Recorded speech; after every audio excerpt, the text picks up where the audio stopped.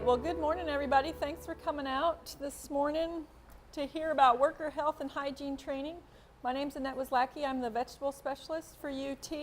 And I'm Faith Kreitzer, and I'm the food safety specialist. So happy to have y'all here today.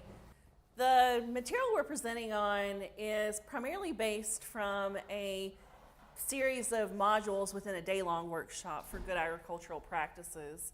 And it has been developed by a group known as the Produce Safety Alliance, which you'll see their logo right up here. And what we've done is essentially taken each module one by one and have had added in a few more, a little bit more material to help y'all with application, and also have some hands-on activities to kind of help bring it all together for you. This material has been developed to help growers who have to actually adhere to the produce safety regulation. And many of our growers, and many of you in this room, may actually be exempt from that regulation. So know when we start referring to what the regulation calls for, it may not necessarily pertain to you, but I would say the regulation is based upon sound scientific principles for trying to mitigate risk for food safety issues on the farm. So always know that they're all based on best practices. So today we're going to cover identifying potential routes of contamination that are associated with workers, and then identify adult learning concepts and topics to include in a worker training program. We all know as adults we have short attention spans now, and we don't like to learn in traditional methods so much. We're going to talk about that a little bit. Describe how to monitor that facilities are maintained on the farm, and then describe any corrective actions you might need to take once you identify problems, and identify record-keeping tools for worker health and hygiene. So, workers are a concern for us because they could carry some of these human pathogens that we worry about that make people sick if they make their way onto produce. So, there's people that can be shedding these pathogens in their feces, as that sounds in the morning. But in addition to the fact that there are people who are totally asymptomatic, meaning they're not showing any signs at all, that could also be shedding some of these organisms. And you know, I wish that these organisms had names like dog and cat and horse, but they don't. You know, so don't let names like Shigella and hepatitis and norovirus put you off. What I would say is to know that the way we control for them is all the same route. So it's not necessarily that you have to memorize all these long names. It's more so what do you do to try and make sure they're not going to be an issue on your farm. Really the risk is that we're using our hands a lot when we're out in the field. So we're contacting produce with harvesting and packing. And again, with most of these organisms, it is what we call a fecal-oral transmission route. And you may think, well, people wash their hands that work for me, or I wash my hands when I'm out in the field, and surely that's going to be good enough. And what I'll tell you is we don't want you to stop washing your hands, but a lot of times if you're really sick and shedding some of these organisms at high numbers, even if you are the king or queen of hand washing, it's not enough. And so a lot of times they still make their way onto the produce. A good example is norovirus. You know, we're getting around winter time and we'll start to hear about maybe some school closures due to the stomach flu going around, or sometimes they start to close down visitation at nursing homes. And that's because of norovirus, which is very highly transmissible, and it's a virus that when people get sick with it, they tend to get it on doorknobs, and it's easily spread from one person to the next, but the only way to stop it is to kind of put everything on lockdown and kind of give people enough time to clear it from their system. It's important for you to know that as you build people that work for you on your farm and in your operation, that you develop training to make sure that they know what your practices are from a food safety standpoint, as well from any other standpoint, honestly, from your farm. And the things we tend to focus on is hand washing, you know, personal hygiene, that sort of thing, and how to handle illness and injury. So what do I do if I'm sick, and what happens if this happens? And do you want me to come into work? How do we want to manage that? So as Faith already mentioned, routes of contamination can include feces, it can be clothing that you're wearing, it can be on your hands, of course, it can be on your footwear, it can be on your tools and equipment, and it can be caused from illness and injury. So footwear is a great one that, on our farm, we have people out in the field and then they come into the packing house, and you can do something as simple as changing out your footwear between the field and the packing house to try to reduce some of that you might be getting. So fresh fruits and vegetables often receive additional processing, such as cooking. So that's a nice thing. So contaminated with a pathogen. Sorry, it's too early in the morning. Fresh fruits and vegetables many times won't receive a kill step, is what we like to call it, like cooking. So contamination with a pathogen can result in illness because you're not going to have that cooking step to kind of safeguard against. So whatever's making its way onto that produce many times is going to be consumed. You need to make sure your workers are in step to make sure that their food safety practices aren't contributing to risk for the farm in general. And food safety practices are learned, so it's really important for you to train and then reinforce what those practices are to make sure you have successful implementation on your farm. Some of the potential training challenges include time for training. Everybody's busy in the middle of the field season and things are really, you have a million things to do at once. But training is really important to take that time out and do that training. And it can be something as simple as having everybody watch a video. There's a video from the National GAPS program that goes through a lot of this stuff. And you can sit them down and mark down that they've watched this video. It doesn't have to be you necessarily taking that time, but that can be an issue. The next one is language. So not everybody is going to be speaking the same language. You want to make sure that you can train them in a language that they understand, because if we were doing this training in Spanish, yeah, we could say we trained you, but not all of you might understand that. So it's important that you think about that. And then the literacy level. You want to make sure you're not just handing somebody something that they're going to read if they can't read, right? And then training mid-season. So oftentimes on the farm we have turnover of workers throughout the year. And often we think, we lost this worker, we would need to get someone in there right away. But it's really important when you have those changes in your workers that you make sure you take the time to train them, even in the middle of the season if you're getting new people in. And then there's variation in hygiene practices and expectations. So for this one, I always think of, a lot of Hispanic workers don't like to put the toilet paper in the toilet because in the countries they come from, that blocks up the system. And that's something that they've been doing their whole life. So we think, why would you do that? Because we're so used to putting it in the toilet. Well, I lived in Puerto Rico for a couple years, and it was the opposite. I wasn't supposed to put the toilet paper in the toilet, but because I grew up in the United States, I had a really hard time throwing it in the wastebasket. So, being sensitive to those things, and it's not that they're actually trying to be respectful because they don't want to block up your system. They don't understand it can handle that. So be aware of those variation in hygiene practices and expectations. And then misconceptions or misperceptions. Oftentimes people have preconceived ideas about food safety, and as the owner of the farm, you need to make sure that everybody's on the same page as far as training goes and food safety goes. Question before we go too far. I hate to go back, but about the human pathogens, is there a requirement by the state that you have to test your workers? No. For any illnesses or diseases? Nope. The question was, is there a requirement by the state for you to actually test your workers who may be helping you for foodborne pathogens or any illness pathogens? Yep. Nope, there's no requirement that you actually test your workers. There are requirements if somebody has symptoms of jaundice, which would be indicative of having a hepatitis infection, that they actually get clearance from a doctor. And honestly, when it comes to ill worker policies, you develop your own practices for the farm and say, okay, we want you to be symptom-free for 24 hours before you return to work. But there's no requirements for you to actually screen people for are they carrying asymptomatically, especially. Like I said, a lot of times people won't actually be sick, and they can have something like salmonella or E. coli, and they're fine. But so adults need to understand why food safety practices are important and needed.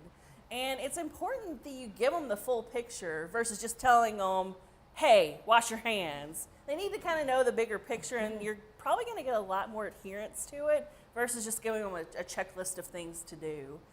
Training should always be relevant to their jobs and daily tasks, so don't give them the training across every role on the farm if they're not doing every role on the farm. You need to cut to the chase and outline the clear expectations of them and detail any practices that are in your farm's practices to reduce risk. Effective training materials, a lot of times we're going to try and not just talk at them, we're actually going to try and demonstrate things to them and let them know, actually experience things. You know, a lot of times we say people need to hear things, write things, and do things to kind of cover all your learning styles. So a lot of times that's a good thing to keep in mind. And people do like to get up and move around, so don't overwhelm them, and try and maybe even break it down into smaller training periods so that they're more likely to actually absorb what you're telling them. So in your farm, good communication is going to help support your food safety by improving your risk identification and reduction. You really want to train your workers to know how to identify food safety risks and how to reduce those risks that they find, or who to tell if they see a food safety risk and they can't minimize or eliminate it themselves. And you really want to make sure that they know that you take their food safety concerns seriously, and that's a priority on your farm. Because if they tell you something and you're like, yeah, we'll get to that, and you're not taking it seriously, then they're like, oh, I'm not going to tell them the next time. So you want to make sure that you really have that culture of food safety on your farm so they know it's important, and reward it. You know, if somebody tells you something, that's a great time to reward them so other people know, hey, if I find these things and I'm on the lookout for them, I get rewarded for it. So everyone needs training that works for you. Even if they're coming in on a temporary basis, everyone needs to be up to speed as far as what your practices are. So this includes managers, your farm workers, even your office staff, volunteers, so even people you're not paying, right? Interns and family members, all, even if they're not on the payroll, all need to be in tune with what your food safety practices are. Again, as Annette just said, everyone needs to know how to identify and reduce food safety risk. They need to specifically know the practices that they're responsible for doing. So that makes sense, right? If it's part of your job, then you need to know what you're supposed to be doing. And then again, enable them to reporting food safety issues. And we call it a food safety culture, but let them know that food safety is important. It's not just something we're doing because it looks good or something like that. It's actually important to you because inevitably it's going to hurt your business if you have a food safety issue. Again, I oftentimes say it starts from the top down, and that the owners and the managers really need to walk the walk and talk the talk and make sure that they're not setting an example of do as I say, not as I do sort of practices. So make sure that they're actually adhering to the policies that are in place. And back to that bullet about practices that they're responsible for doing, everybody likes to take ownership of something. And food safety is generally not something that people get excited about on the farm. So if you have, one person can't do it all. So if you break it down into manageable pieces and you give it to people and say, okay, this is your part of our food safety plan and implementation on the farm, that ownership can go a long way as well. So visitors, you want to make sure that anybody coming onto your farm, whether they're there for 5 minutes or they're there for 3 hours, are aware of your farm food safety policies, and you want to provide access to toilet and hand washing facilities. This can really be a key if you have a pick-your-own operation or an agritourism operation. You want to make sure that you have that food safety policy set out, and you want to have those toilet and hand washing facilities right when they come onto their farm and say, hey, we want everybody to wash their hands before they go out to our orchard and pick apples. You know, because everybody's going to get out there and say, oh, I didn't like that apple, and touch that one, and touch that one, and touch that one. So that's no guarantee. Of course, lots can happen between your hand washing facility and the orchard, but at least you knew when they came onto your farm, you funneled them through that hand washing station. Other key information for visitors should include areas of the farm that they're allowed to visit. Oftentimes don't want them full reign of the farm, you want them in a set area. So that should either be marked so they can't go where you don't want them to go, or you need to have clear parameters for them. The importance of not visiting the farm when you're ill. Just like your workers, you don't want sick people on the farm at all. So if they're visiting, that needs to be one of the clear rules you have set out when they come to your farm.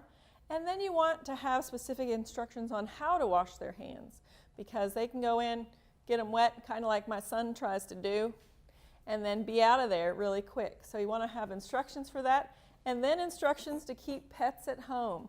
We had somebody in one of our trainings before, they said they had a no dogs allowed sign. Well, somebody showed up with their pet raccoon on the farm.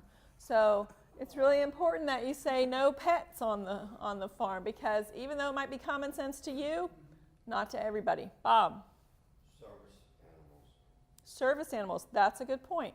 You do need to make an allowance for service animals, and you need to have a way that you're going to manage that if they do deposit in the orchard or something. So yeah, that's all something to have in your plan. But that is a good point. So the things that your training program needs to encompass are the principles of food hygiene and food safety. So a lot of what we're going to be covering today, recognizing the symptoms of foodborne illness and the importance of personal hygiene for everyone who's part of that farm environment, and any other training that's relevant to their job as well, that even if it's not from a food, a lot of times you can kill two birds with one stone with that. Especially though, you're going to want to hit on the high points of how what they may just view as like you're telling them to do X, Y, Z, how that fits into the overall food safety program for your farm. The thing to think about is, again, they're not going to be able to detail the symptoms to you from salmonellosis as opposed to you having norovirus. A lot of times it's if you have vomiting, diarrhea, fever, things along jaundice, those are your basics, like stay off the farm. So again, keep it very general when it comes to some of those symptoms of foodborne illness, and really drill down into the practices you're doing to try and curb risk on the farm. So training programs, as we've already stated a couple times, they must be appropriate for the job and conducted upon hiring. But then we also want to have refresher trainings each year. So we know, we hear something once and we forget about it. We hear it year after year, and it really sinks in, right? And we want to have refreshers throughout the season as well. If you see things that you talked about in your training but they're not being followed through on, you want to make sure, you don't want to necessarily call somebody out, but if you have a refresher training for everybody, that way you know, and then can go back and look and see that that's being done properly. And they need to be easily understood. Again, not everybody responds to being talked to. You might need to have a hands-on activity to really drive it home. It must be supervised by a qualified person. That might be you, that might be someone you designate as the food safety person on your farm. And you have to have a process for documenting the training. And what we didn't mention on the USB that you have a copy of the food safety decision tree from Cornell and us and University of Minnesota, and that has logs for you on that USB. Is it the next slide? There we go. So this is one of the logs from that USB, and this is already in there in a Word document. So all you have to do is put in your farm name here, the date of your training, who the trainer was, the training time, the location, and you include the training materials so somebody knows what you covered in that training. And then this is just a list of people that were there and their signature, and you review that so you can verify that everybody that's on that sheet was actually there and actually got trained. Yeah, so this is all in there. You can change these around to meet the needs of your farm. If for some reason you want to change something on here, you're not married to this form because it is a Word document. So you can just go in and say, well, for our farm, I'd rather say this than what they're saying. So that's the nice thing about those. But they're all there for you. You don't have to start from scratch. So as far as resources for training go, a lot of times people are like, I don't want to make up a lot of training. Of course, anything specific to your farm, you're going to need to train on that. But there are some resources, as Annette was mentioning, the Cornell GAPS educational materials, and that's the website there. That was a video she was referencing to, as well as the decision trees that are actually loaded onto your jump drive. So there's a lot of good resources from their website. And they're the ones that have the CD for video training as well. Yeah. So the University of Florida also has a worker health and hygiene practices training manual for produce handlers, and this is the link to that resource. And again, it's just a series of pages to go through and make sure you're hitting the high points. We also have poster resources that are included in your goodie bag. And if you want to go to the next page, and this is, the website for the food safety, Annette's food safety page for UT Vegetables. So you can get to all those resources that are loaded there.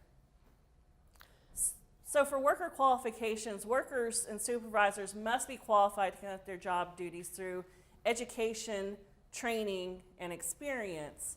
Again, many times if we're talking about a worker level, like you're not documenting high school education or anything along those lines. It's more so for the people you're calling their qualified, food safety expertise on the farm. Even if that's you, attending workshops like this and getting that sort of training would be key to document.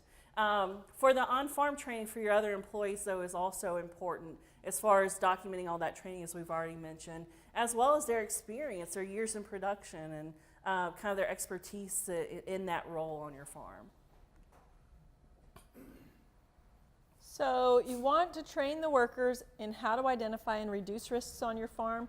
You want to evaluate the contamination risks before and during harvest, such as significant animal activity, presence of fecal matter, damaged crops, or extensive animal tracks. So if you have a packing house and a field crew, you don't need to go through all of this necessarily with your packing house crew, right? You want to keep that to your field crew. It's good to have basic training that everybody gets that works on your farm, but then divide it up again, as we mentioned, for the duties that certain people will be doing. You never want to harvest produce that's destined for the fresh market that is visibly contaminated, and you never harvest dropped produce, because we know that all those things on the ground can get on the fruit, and then it can co-contaminate once we get into a packing situation. And we only want to use clean harvest and packing containers.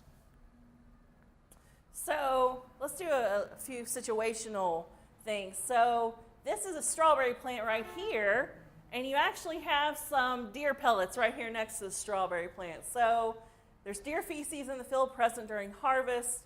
What would your employees on the harvesting crew do, or what would you want to have them do? Isolate, yeah, they're not going to want to be picking from that plant, right? So what else maybe would you want to do? Quarter it off maybe. You may decide, hey, we're just going to remove it from the field so it's not sitting there, and and also have your barrier around there.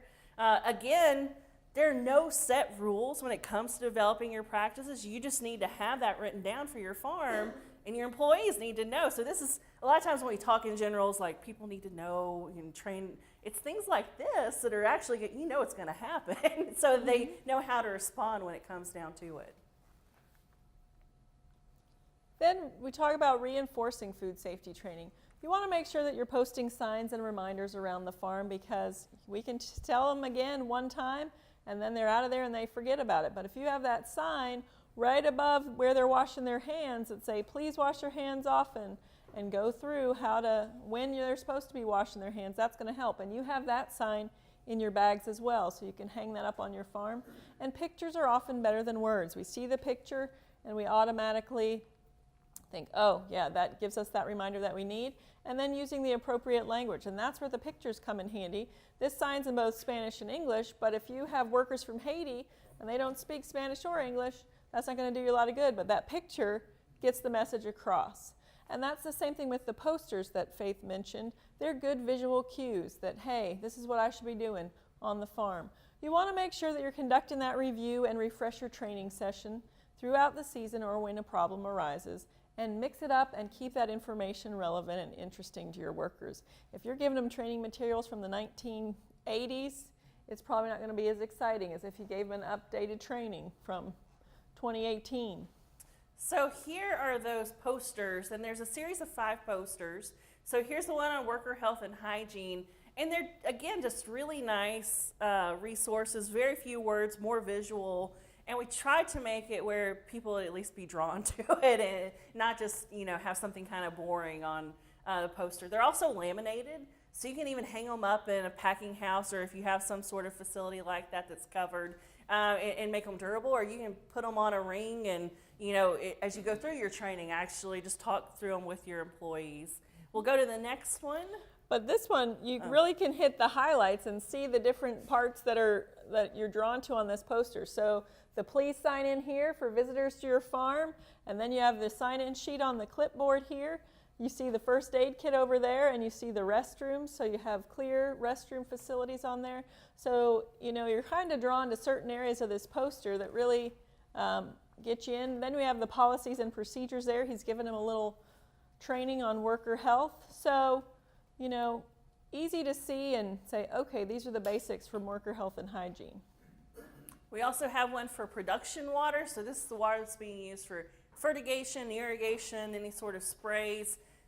Again, hitting on the high points you're going to want to think about when it comes to that. So testing, excluding animals from the water, making records for your test results, kind of the difference between overhead versus drip irrigation as far as risk goes there.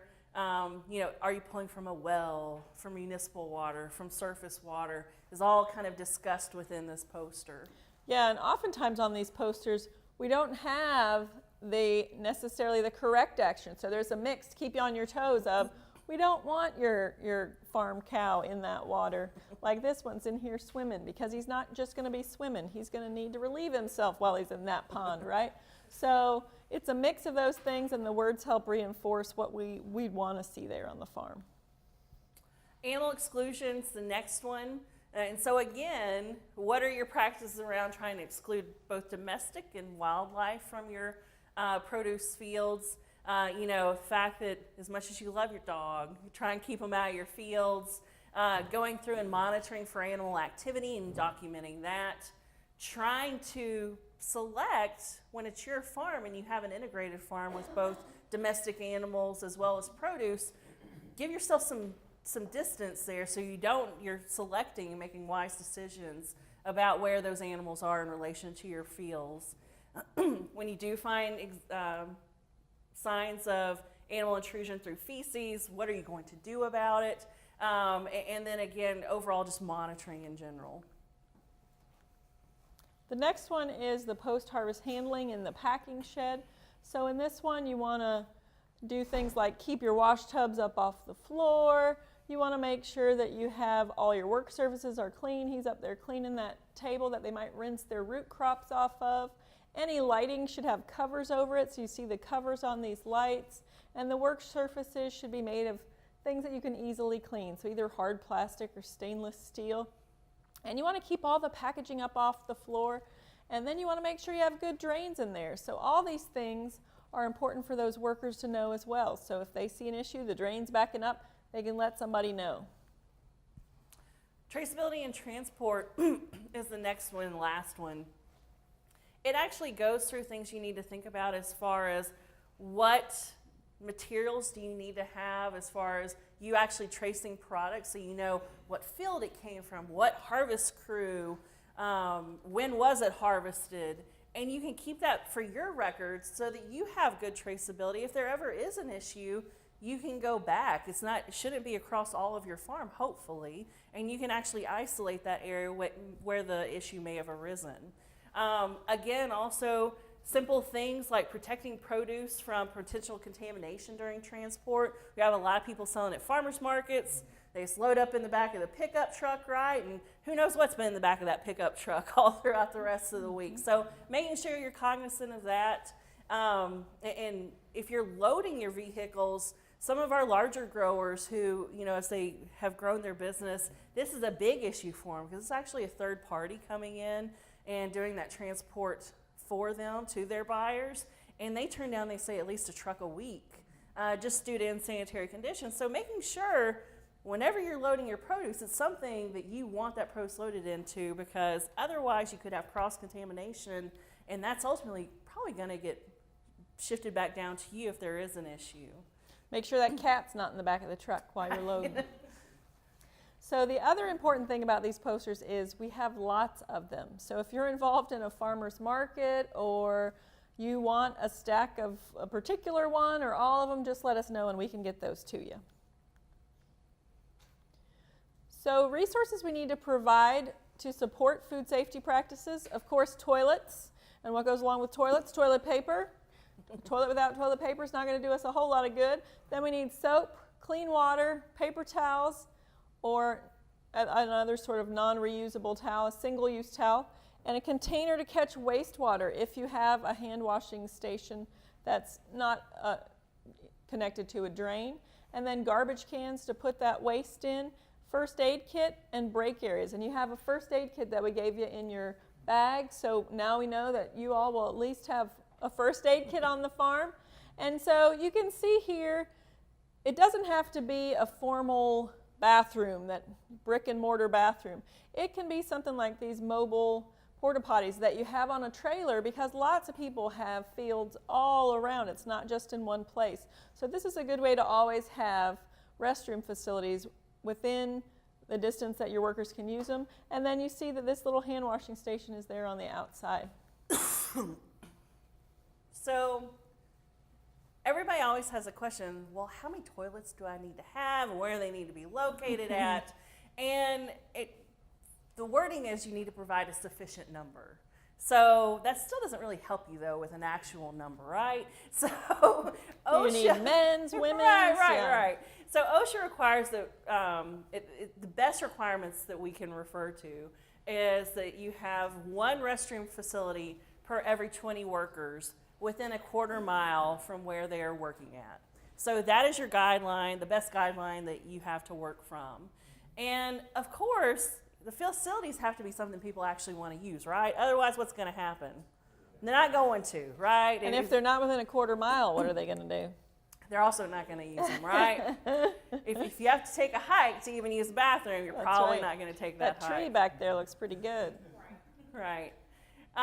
Toilet and hand washing facilities must be well stocked, and many times you're actually going to keep records of that. You going in and making sure there's toilet paper there, there's paper towels there for people to wash their hands, there's soap. Facilities should be monitored every day when in use, again, so you can keep that log, or that you're actually checking to make sure they're both clean and stocked.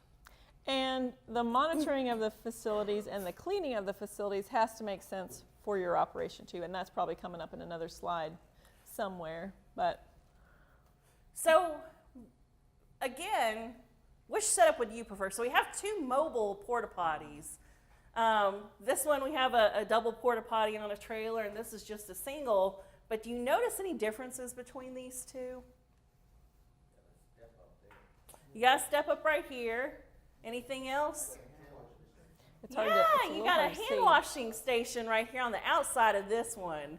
It's a little hard to see with this lighting, but what's nice about having a hand washing station on the outside of the porta potty?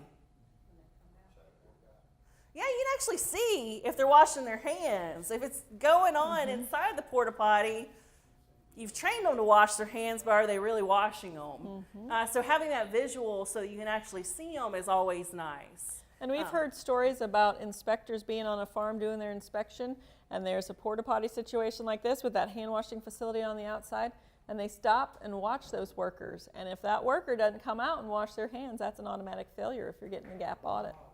So, you know, it's nice to have that facility on there, and it's nice to make sure that your workers are using it. So if you're the one out there and you say, hey, I didn't see you wash your hands, go back and wash your hands, they get that idea that, oh, I can't skip that. You know, they might be being paid by the piece, and so they're anxious to get back there and get another case of strawberries or whatever, but you need to really drive that home that that's an important step on your farm. No skimping. Yeah, and a lot of times occasionally actually watching them keeps them pretty honest. If they know, okay, every once in a while I'm going to be checked up on. And some people put like a fake camera on there. Some people put real cameras, but I don't think anybody goes back and reviews the footage of people washing their hands every night when they're done coming in from the field. So we also like to reinforce that this doesn't have to break the bank. Like, we realize Nothing that, fancy. you know, you're Yeah. working on really slim margins here. So these are a few examples of portable hand washing stations where this one is literally just like you can buy camping water containers. It's a push button right there. They've mounted through a bungee cord their paper towels to the side. They have their soap right here, and then they have their 5-gallon buckets going to catch any of their gray water. It's important that you have something there to catch that gray water. This is a little bit more stepped up version. This is actually something I found on Etsy but it actually has a foot pedal. So that is something I like to see, so people actually don't have to, that's the one thing when we're talking about washing your hands. If you touch the handle when your hands are dirty, you go back and touch it again when they're clean, you may get some cross-contamination. So that one has a foot pedal. The way this actually works is that there's a 5-gallon bucket that you would sit on the bottom with the clean water in it, and then this hose would pull from that clean water. Your foot pumps it up to the top, and then it comes out. And then again, you have your soap right here. You mount your paper towels right there. So again, it doesn't have to be anything too crazy, and that works pretty well for small scale and medium size. You definitely need to provide your workers with an area for drinking water to reduce risks of heat exhaustion. We know that very well from working in Tennessee in the summer. Your break areas don't have to be separated from a separate building, but they must be a designated area. So you want people to know exactly where they can eat, whether it's a little room that you paint a line or a little space on the floor that you paint a line around and say this is where you can eat and drink, or if it's a little separate room. Either way will work. Healthy workers are better able to do their jobs and implement food safety practices, so you want them to have facilities that they need. So the produce safety rule includes requirements for training. And training programs, again, this is if you have to be compliant with the rule.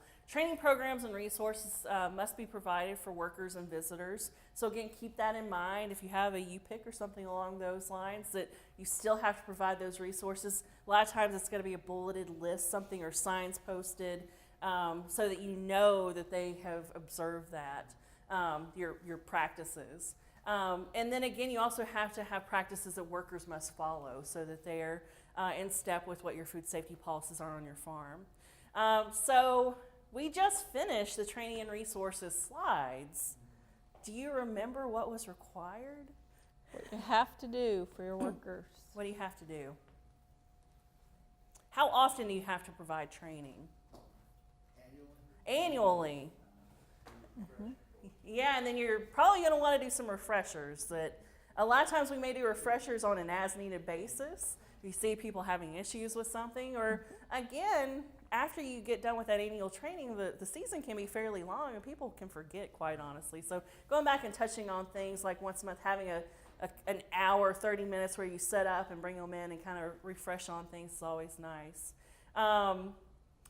What were some other things that are associated? What type of training do they need? What do they need to be trained on? They need to be trained on their job. They also need to be trained on kind of what are the signs and symptoms of foodborne illness, right? So how do I know if I'm sick, and what am I supposed to do if I am sick? Do you want me coming to work? Am I not supposed to come to work? So that they know what the policies are at the farm, and they can identify when they themselves, or maybe even one of their coworkers is sick. And again, that's hard because it's not like many of these employees, if they are not working, they're not getting paid, right? So they're going to be motivated to work even when they're sick. And so you, as the person operating the farm, needs to be very clear about why it's very important. And honestly, if somebody really, really, really wants to work, it wouldn't be something that I would want to do on a regular basis, but maybe you can find them doing another job, not related to, touching that crop at all, but you really need to consider the risk to your operation there. So definitely training them on their practices, signs and symptoms of foodborne illness. It needs to be in a language they can understand, and that they're going to actually be able to absorb and take it and understand fully. And what to do when they find a problem. Yeah, how are they supposed to respond to it? So now we're going to start covering some of the practices workers must do to reduce microbial risk. So workers must, and you'll notice throughout these slides there's the words must and should. So these are the musts, and then the shoulds are best practices, but they're not the required practices, but still a good idea to do. They must maintain personal cleanliness. And this can be especially important in a direct market situation, not only a food safety situation, but it can come back to affect your bottom line. If you're sending somebody to the farmer's market and they've been out in the field all day and they're all grimy and grubby, and you send them there to sit at the market, and the person next to them is nice and polished, clean white shirt on, who are you'd rather buy from? somebody that I'm not sure about their personal hygiene, or that person looks sharp, they're put together, I'm going to go to that booth. So on the farm, you want to make sure that when people are coming in, they're not going to stay pristine all day. They're farms, you're going to get dirty, but you want to make sure that you're coming in and you're clean when you're starting work, but definitely if you're going out and representing the farm anywhere else as well, because it does affect your bottom line. And then workers must avoid contact with animals other than working animals. So oftentimes it's a mixed operation. We have the cows over here, we go and milk them in the morning, then we get started on the vegetables after that. You want to make sure that you have some clear boundaries there. Either you have separate people doing those things, or you go in and you change your clothes before you're going from the animals to the vegetables. Maintain gloves in a sanitary condition if you're using them. So if they're not disposable gloves, you want to make sure you have a procedure for that you're getting them washed and getting them clean in between uses. You want people to remove or cover their hand jewelry that cannot be cleaned. So if they have something other than a plain wedding band that's not going to have a lot of nooks and crannies where things can get in there and not be cleaned out, you want to make sure they're taking them off or keeping them covered while they're on the farm. You don't want them to not eat, chew gum, or use tobacco in an area used for a covered activity, okay? With tobacco, this is one that's not only from a food safety perspective, but you don't want people using tobacco products and touching your tomato, pepper, eggplants, because those things are in the same family and you can transmit diseases, viruses, from folks that are using tobacco to those crops. So you want to make sure you have a strict policy there. Eating and chewing gum, get the saliva going. Again, dirty, you're touching your mouth, you're touching the produce, we don't want to do it. You want them to notify the supervisor if they are ill, and you want them to wash their hands. So, when we get to this section, people are like, why do we have to train people on this? It should be common sense, but common sense may not be that common. And in reality, people are trying to work quickly, and they're going to cut corners wherever they can. So, let them know that they're supposed to wash their hands after they use the toilet, before starting or returning work. So, before you get going, you have to wash your hands. Before and after eating and smoking, before putting on gloves, after touching animals or animal waste, and any other time their hand may become contaminated. So again, a fairly simple list, but make sure that they have heard it from you and that you're observing them if they're actually doing it. And again, don't tell them to do something if it's not easy for them to do. So make sure they have that hand washing station out there where they have access to it. And make sure that you're doing it too. So before you all have lunch, make sure you're going and washing your hands, because if they see you going right to the lunch table and you're not doing it, it's not going to take. So proper hand washing. We all feel like we know how to wash our hands, right? We've been doing it since we were little, but we go through these steps for that same reason, to make sure that everybody's on the same page with what we want them to do. First, we're going to wet our hands with water. Then we're going to apply that soap and lather for at least 20 seconds. And you're going to pretend like you're scrubbing in for surgery. You want to get between your fingers, both sides of your hands, every surface there. Under your nails. Under your nails, yep. And then you want to rinse your hands thoroughly with clean water, dry with a paper towel. And then this is one I think that's good to often remind people. Once you dry your hands with that paper towel, we turned on that faucet when we had dirty hands, right? So if we take that paper towel and we use it to turn off the faucet, we're not going to get cross-contaminated with whatever might have been on our hands or 50 other people's hands before that touched that faucet. So that's a good one. And those hand washing stations that Faith showed you earlier, she showed you one with a foot pump, which is a good way around that. But if you don't have one with a foot pump, that's an excellent thing to tell your workers to do, because they turn that on, push that little nozzle when their hands were dirty. So as long as you're using that paper towel to turn it back off, that's going to help you reduce your risk and prevent cross-contamination. And then you want them to throw the paper towel in the trash can, not on the ground, not anywhere else. And this is always a question we get: can you use antibacterial hand sanitizer instead of having hand washing facility? And the answer is no. You're just going to be sanitizing the dirt on your hand. You're not going to be cleaning your hand. So you can use a hand sanitizer if you want after you're washing hands, but not as a replacement.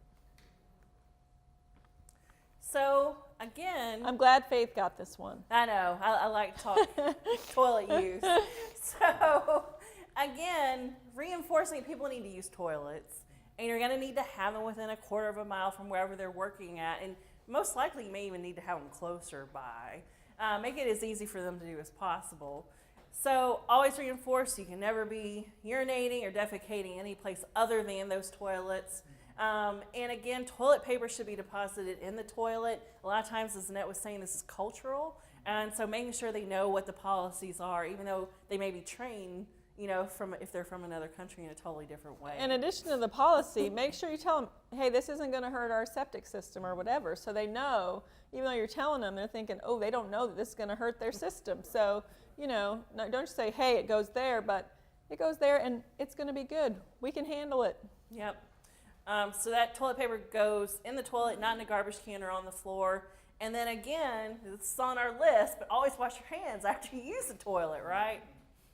And again, this is just another example of having a hand washing station outside of the porta potties so that you can actually see them washing their hands. Worker clothing. As I've already mentioned, you want people to be wearing clean clothing every day. You want footwear to be clean. And again, you can designate footwear to help prevent cross-contamination. So you have your field boots and your packing house boots, or your animal handling boots and your plant handling boots. Gloves, if worn, must be changed when they become contaminated or torn. If you're using reusable gloves, clean them often or as needed. And then any aprons, gloves, or other food safety equipment should be removed before using the toilet and should be stored in a clean, designated area when not in use. And some of our colleagues have great pictures of people going into the bathroom with their apron on, and they're throwing that on the floor because they didn't have any good place to put it before they went in the bathroom, and then they pick it up, put it back on, come out and handle produce. So you want to make sure, if you do have a policy where folks use aprons or things, you have hooks outside the bathroom so they can hang that up before they use the facilities and it's convenient, and then they come back out and put it on once they've washed their hands and everything's clean and good to go. For worker illness, again, whenever workers are sick or showing signs of illness, they can contaminate produce that they're handling. And they may not feel as if they're washing their hands well or whatnot, but again, even if you're the king or queen of hand washing, you're not going to be able to stop that cross-contamination. So whenever you have workers who have nausea, vomiting, diarrhea, fever, or jaundice, and jaundice is an oddball when with yellowing of the eyes, a lot of times is where you're going to start to see it at.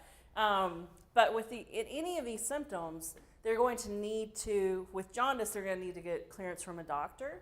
But for the rest of them, many times you say they need to be symptom-free for a certain period of time. Again, people are motivated to work, but you need to make sure they're not handling produce whenever they have any of these symptoms. And they may try and cover it up, honestly. So knowing that, training your other employees that, hey, this is really important to us, and if you see somebody going to the bathroom a lot or something like that, kind of let us know about it because we may want to talk to them. And generally, even if they're motivated to work, we all know that if we're sick and we rest, we're going to get better faster than if we're out mending a fence because we still want to bring that money home. So, if you reinforce that, I know you really want to work, I know this is important to you, but we want you to be able to work tomorrow and the next day and the next day, we want you to go home and rest today. So just having that culture that it's okay, we're not penalizing you for being sick. In fact, we'd prefer if you went home and took a rest. Ooh. So what would you do? This one's a little hard to see. There's some sores on his hand. Yeah, so there's some little red blisters on his hand there. So a worker comes into work for harvesting in the field with these sores on their hands. So what would you do? Send them home. Send them home. Does anybody know what this is? So has anybody ever heard of hand, foot, and mouth? Yeah, a lot of times little kids especially get it. Yes. But adults can also get it, but it causes these sores on their hands. It's a virus. It causes sores on their hands. And yeah, so again, send them home and make sure that anytime there's a boil, an abscess, a cut, or wound, especially if they're numerous, you're going to want to just restrict them from use. If it's a simple cut, you can always cover it up and make sure you put a glove on or something, bandage, something along those lines. But for things like this, yes, send them home. All right, the next one, what would you do? You have been sick with the 24-hour stomach flu. Your last symptoms were 8 hours ago. You need to harvest today for your CSA. Are you good to go? What would you do? Call in the reinforcements? Yeah, we want to make sure you are symptom-free for 24 hours before you're touching anything. And, you know, yes, you have your CSA to harvest. Hopefully you can call in some sort of support for you, because heaven forbid you do go out there and harvest and then you get your CSA members sick. And then you have a real problem, right? So oftentimes we think, oh, I got to do this, but you need to step back and say, what's the best thing for my farm long term? Sometimes when it comes to food safety, your first loss is your best loss. That's many right. Times. Yep. So for worker injury, you're going to be very well suited now for taking care of injuries in the field and packing house. You're going to need to have a first aid kit available, stocked, and also monitored. It can't just be sitting there. We have this problem even at the university in our labs where it's like, okay, the first aid kit's been there for 10 years. Use up all the Band-Aids, no Band-Aids in there. Yeah, people have been using it. So make sure you're actually checking that. And again, a lot of times you're going to be signing off that you're checking it at some basis. Clean and bandage any wound that a worker may get while they're working. Again, if it's going to be on their hand where they're going to be touching produce, you're going to want to have a secondary barrier other than that bandage. So wear a glove over that. Discard any produce that may be contaminated. So what if they cut their hand and then you have that blood coming into the packing facility? Make sure that anything, and kind of have a nice safety barrier associated with that, is discarded. Clean and sanitize any items that came in contact with any bodily fluids at all. So if somebody does get sick, make sure that it's going through a full clean and sanitation before you start back up. And then always report all injuries, and you're probably going to want to keep a log of this, your injuries, how it was responded to, and again, that's part of that paperwork we have as far as those logs go. Now we're going to give you a little quiz, ranking the risk of food safety. Which of these is riskier? Situation A, your employee cuts their hand in the break area in the packing house while they're eating their lunch. We cleaned up the cut, we bandaged it. Situation B, the employee cuts their hand with a knife while they're harvesting your cabbage. The cut is cleaned and bandaged. Which one's more risky? B. Why is B more risky? Because he's contaminated the product and they're harvesting a lot of product. Exactly. He said because he's contaminated the product right in the field there. That cabbage might have some blood on it. So now we have a problem. This one we were in the packing house, so we're already in the break area, no less. So we were in that designated area. We're not around the produce. We're not touching it. And we cleaned and cut it, cleaned the cut and bandaged it. And hopefully we put a glove on too. Anytime you have a cut, you want to have that double barrier. So the bandage and a glove would be good. So for monitoring, you're going to want to develop a process to make sure that workers are definitely following your food safety practices. So we like to call this direct observation. So you going and actually observing people and making sure they're doing what they're supposed to be doing. And you kind of have to be a fly on the wall. They can't know that you're actually sitting there like a hawk staring at them. But a lot of times if you can kind of blend into the background, you're going to get a true sense of what people are doing when you're not there. And then, again, you need to make sure the facilities are available, clean, and well-stocked every day. So somebody going around and doing that check, and maybe mixing it up when they're doing that check. So maybe not always at the beginning of the day. Is it still in good standing, if you have a lot of people using it throughout the day? At lunch. Yeah. So training your supervisors or yourself to observe employee behavior, appointing someone to check facilities each day, and then always, if you're doing the checks, writing those down that you're actually doing them is a good way to make sure that people, if anyone ever came on your farm, they can see what you're doing that day, but they don't know what you're doing any other day of that growing season. So having those logs gives them a lot of confidence in that you're actually following your practices. And then corrective actions. If workers are not following your food safety policies, what are you going to do?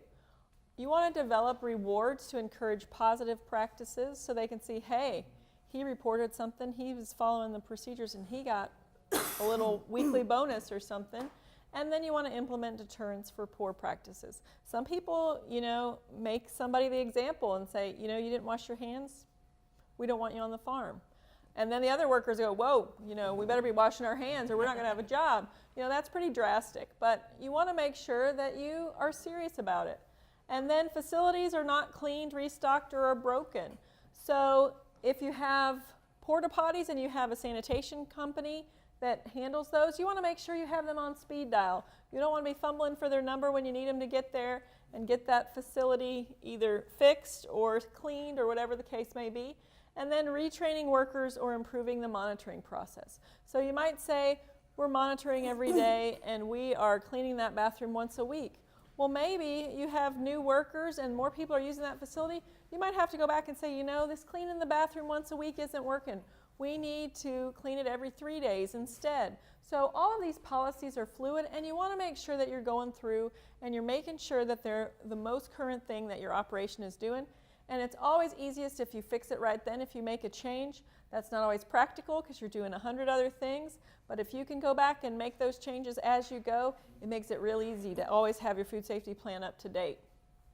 And then if the facilities leak in the field or the packing house, which we have seen happen, we can get a big storm that can knock over a porta potty, even in the best place. You want to have that emergency plan for spills ready to go. So what are we going to do?